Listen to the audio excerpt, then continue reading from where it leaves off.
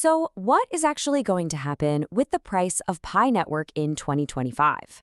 It's a question a lot of people are asking.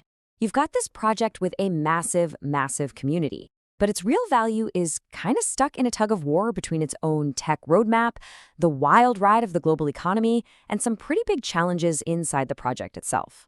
So, let's dive in and break it all down. First things first, a quick refresher on what we're even talking about. At its heart, Pi Network is all about making crypto mining accessible to, well, everyone. It was launched back in 2019 by some Stanford PhDs, and the big idea is that you can mine Pi coins right from your phone. Super simple. The goal is to make crypto adoption as easy as possible. But, easy mining's one thing. Turning that into real market value, that's a whole different ballgame. All right, here's how we're going to tackle this. First, we're going to look inside the project's engine, see what makes it tick. Then we'll zoom out and talk about the global tides affecting all of crypto. After that, we'll get into the exciting stuff, projections, and the hurdles in the way.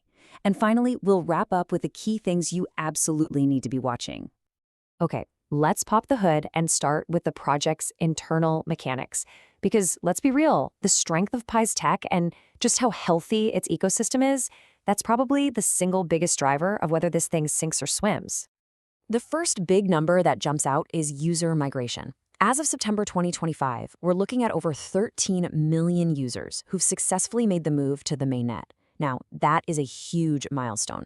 It shows real, tangible progress in building an active community that's actually on the blockchain. Now, this is where it gets really interesting. Let's talk token supply.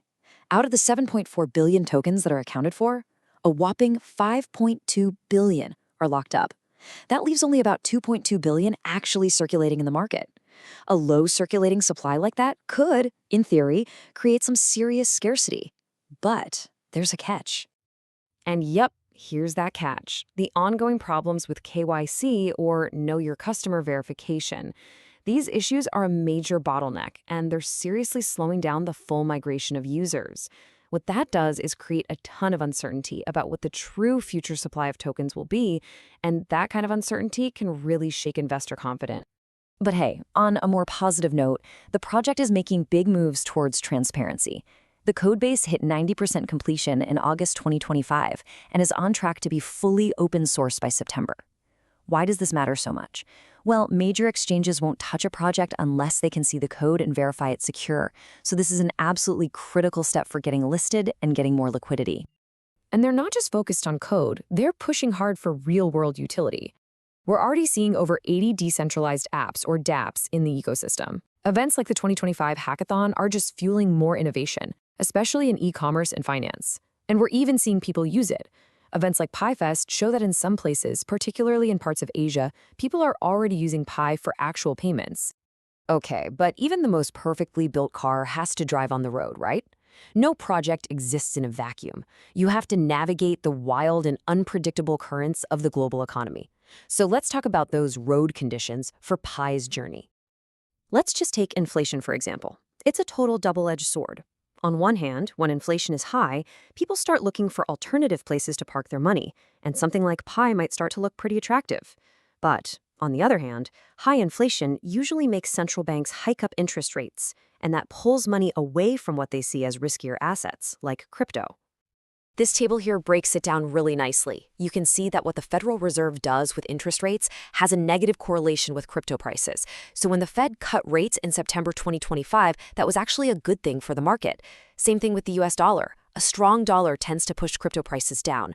And then, of course, you've got geopolitics, which is just a pure volatility driver. It can cause money to flood in or out of the market in a heartbeat. So, we know about the engine and we know about the economic weather. What does that mean for actual price projections? In this section, we're going to map out some of those possible destinations, but also the major roadblocks that could pop up along the way. And whoa, the price predictions for 2025 are pretty much all over the map. You have more conservative analyses, like from CoinDex, that put the average around 33 cents. But then you've got these much more optimistic scenarios, like one from ChatGPT, that see a potential high of $1.60. That massive gap just screams uncertainty. You know, this quote from a PiBazar analysis really just cuts right through the noise.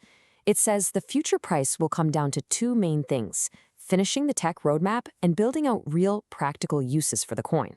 Everything else, it's just speculation. Now here's a major risk factor to keep on your radar: the token unlock schedule. We already saw 160 million tokens get unlocked in August, and there's another 170 million coming in December. This steady drip, drip, drip of new supply entering the market is definitely going to create some downward pressure on the price. The market has to be strong enough to absorb all of it.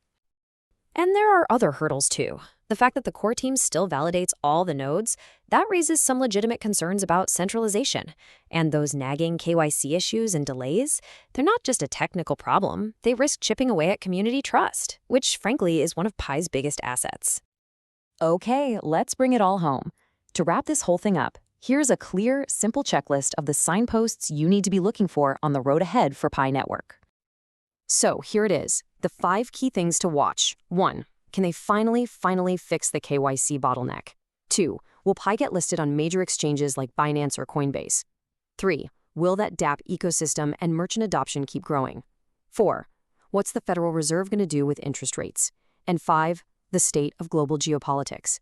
The answers to these questions will pretty much tell you everything you need to know. And that brings us to our final question. Pi Network has a technical plan. It's facing market forces we can more or less understand. But the truly unique thing, the real wild card, is its colossal community. And the big unknown is whether that community will be the engine that drives this whole thing to success, or if it'll be a source of pressure and doubt that holds it back.